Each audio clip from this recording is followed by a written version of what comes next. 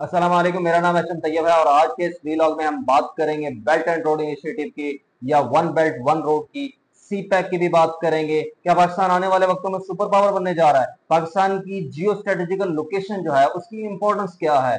क्या चाइना जो है वो बेल्ट एंड रोड इनिशिएटिव से पूरी दुनिया पर काबिज होने जा रहा है? क्या जो है चाइना अपना पूरी दुनिया में हेजमनी कायम करेगा? तो सारे पॉइंट्स को देखते हैं कि चाइना इतना क्यों चाह रहा है, पाकिस्तान जो है इतना अजीज सर क्यों हो चुका है पूरी दुनिया के लिए, पूरे एशिया के लिए, खास तौर पर जो है मिडल ईस्ट और साउथ ईस्ट के लिए क्यों इतना इंपॉर्टेंट हो चुका है, और चाइना के लिए क्यों इंपॉर्टेंट हो चुका है पूरी दुनिया, इवन दो के वेस्टर्न कंट्रीज भी पाकिस्तान के पीछे इतना क्यों है। तो सारा आज के इस व्लॉग में डिस्कस करेंगे। तो सबसे पहले सिल्क रोड का कॉन्सेप्ट जो है उसको समझना होगा कि सिल्क रोड क्या है। सिल्क रोड बेसिकली हान डायनेस्टी ने 130 बीसी में ट्रेड रूट स्टार्ट किया था। Basically it was not a single road, ये मल्टीपल जो है वेज थे जहां से जो है ना हान डायनेस्टी के लोग जो है वो यूरोप में ट्रेड करने के लिए जाया करते थे और सिल्क जो है वहां पर बेचा करते थे।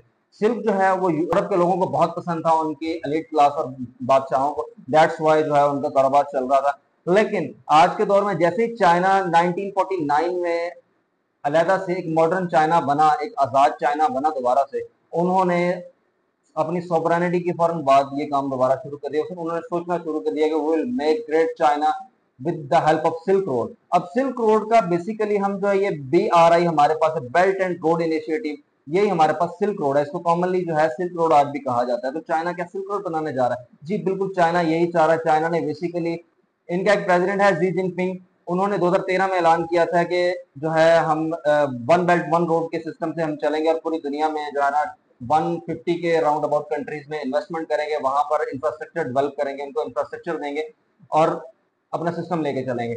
अब उसमें सबसे इंपॉर्टेंट जो है चाइना के लिए वो पाकिस्तान है। पाकिस्तान किस तरीके से इंपॉर्टेंट है? अब देखिए ना, चाइना का मैप आपके सामने शो मैं करवा रहा हूँ। इसमें देखिए कि चाइना वहां से चलता है और इसका ये वाला हिस्सा सारे का सारा डेजर्ट है, और यहाँ से अगर देखा जाए तो इंडिया का रूट भी लॉन्ग है और यहाँ पर पहाड़ी से सिर्फ वहां से रोड निकल नहीं सकती।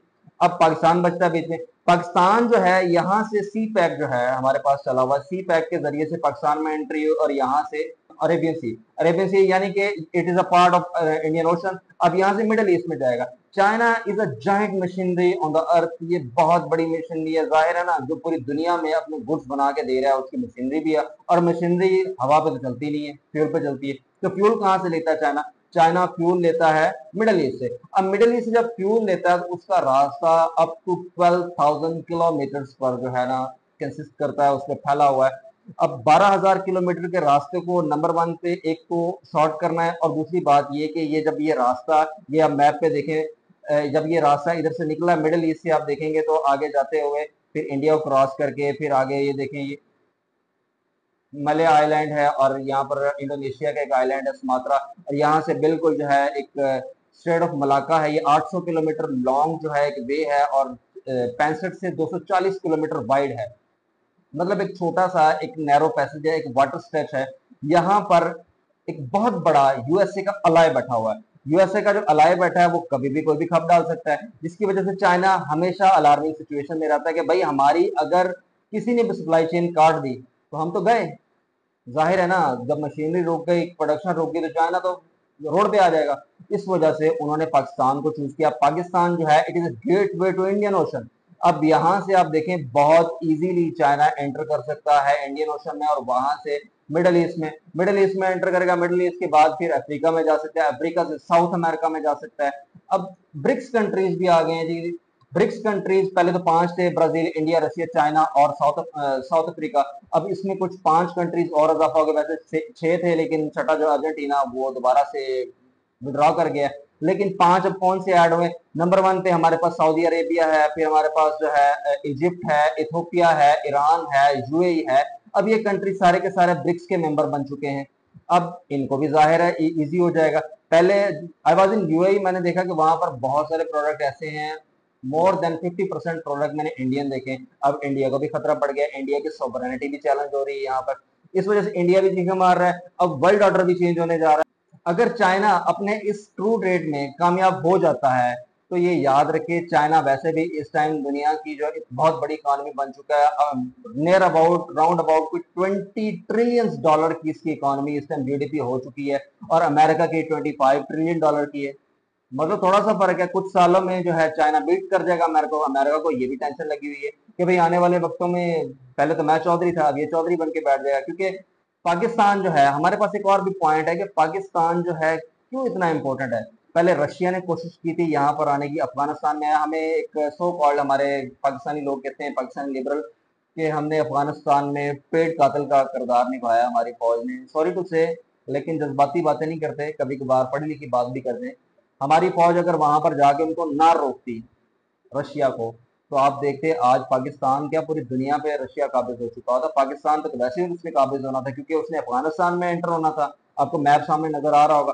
अब इसमें अफगानिस्तान में एंटर और साथ में ग्वादर में एंटर हो गया, इधर बलोचिस्तान से। अब ये हिस्सा उसने हथेया, बाद में पाकिस्तान पे काबिज हो जाएगा। अगर 1991 में यूएसएसआर पाकिस्तान की वजह से कोलैप्स ना करता, तो आज दुनिया में एक और वर्ल्ड ऑर्डर होता, ना कि अमेरिकन वर्ल्ड ऑर्डर। और इसी तरीके से चाइना अगर अपने इस मिशन में कामयाब हो जाता है, तो आने वाले वक्तों में क्या होगा, आने वाले वक्तों में चाइनीज इकोनॉमिक वर्ल्ड ऑर्डर चलेगा। तो पाकिस्तान अगर कुछ करे या ना करे, पाकिस्तान को फिर भी बहुत कुछ मिलेगा। आप समझ रहे हैं मेरी बात। अब देखें ना, केएस से बहुत बड़ी इकोनॉमी है, kingdom of Saudi Arabia.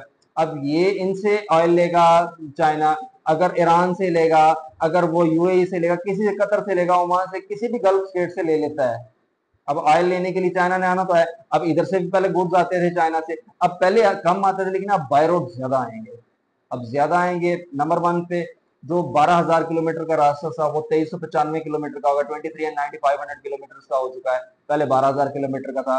Number two पे, अब पहले गुड्स आते थे कम, अब और ज्यादा आएंगे। अब इधर से भी कोई ना कोई चीजें जो है एक्सपोर्ट होंगी, मिडल ईस्ट की तरफ से भी चाइना की तरफ। जाहिर है ना, चाइना भी तो डिपेंडेंसी दिखाएगा ना कुछ। सारा कुछ बेचेगा तो नहीं, लेके भी तो जाएगा। भी तो वो कहेंगे भाई हम नहीं लेते, जाओ। ऑयल तो वो ले ही रहा है। तो जाहिर है रूट कौन सा इस्तेमाल हो रहा है, पाकिस्तान का।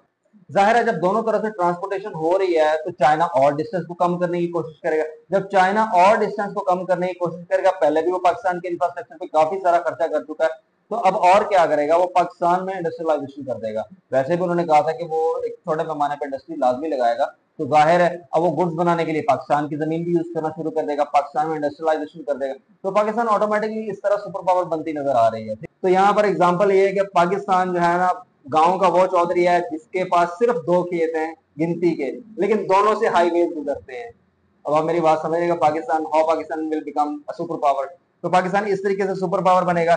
तो चाइना ने अपनी एनर्जी भी सेव कर ली, चाइना ने रोड मैप भी बना लिया। अब चाइना जो है अगर इधर से मिडिल ईस्ट से निकलता है, तो अफ्रीका में किस तरीके से जाए। अफ्रीका में जाहिर है ना, अभी आपके पास सामने फिर मैप शो हो रहा है। अब इसमें देखें आप, सऊदी अरब से निकला है, साथ में रेड सी को क्रॉस किया, जिबूती में चला गया, जिबूती से सीधा अथोपिया, अथोपिया ब्रिक्स का मेंबर बन चुका है। अब यहाँ से आगे अपना रोड मैप बनाते हुए, अब आपको और बात बता दूं एक इंटरेस्टिंग सी, इथोपिया में चाइना ने बिलियंस डॉलर लगा के इंफ्रास्ट्रक्चर खड़ा भी कर दिया है, और अंडर कंस्ट्रक्शन भी है, डेवलपमेंट जारी है उसकी।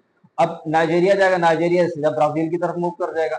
अब ब्राजील ऑलरेडी ब्रिक्स का मेंबर है और चाइना का इत्तेहादी भी है, जिसकी बनती नहीं है यूरोप से, अमेरिका से। तो आपको समझ आ रहा है कि किस तरफ दुनिया जा रही है। तो मेरे ख्याल में पाकिस्तान जो है, जिस तरह पहले वर्ल्ड ऑर्डर में बहुत एक इंपॉर्टेंट और स्ट्रेटेजिक करेक्टर था, इस वर्ल्ड ऑर्डर में अगर ये वर्ल्ड ऑर्डर आता है, इसमें भी बहुत इंपॉर्टेंट स्ट्रेटेजिक करेक्टर पाकिस्तान होने वाला है। और पाकिस्तान इंशाल्लाह अगर ये मंसूबा कामयाब होता है, वैसे भी चाइना ने 2049 तक इस मंसूबे को किसी तरीके से भी कामयाब करवाना ही करवाना है, क्योंकि चाइना के 100 ईयर हो जाएंगे, और उन्होंने 2013 में ऐलान कर दिया था कि हम जो है अपने 100 ईयर एनिवर्सरी को जो है इसके साथ मनाएंगे। हम अपना ये बेल्ट एंड रोड इनिशिएटिव को, टारगेट को अचीव करेंगे।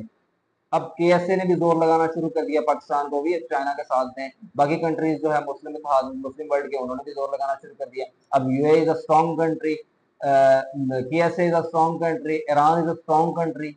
अब उनके पास ऑयल भी है। ब्रिक्स कंट्रीज का बेसिकली एम ये है कि reduce dependency of the world from the dollar.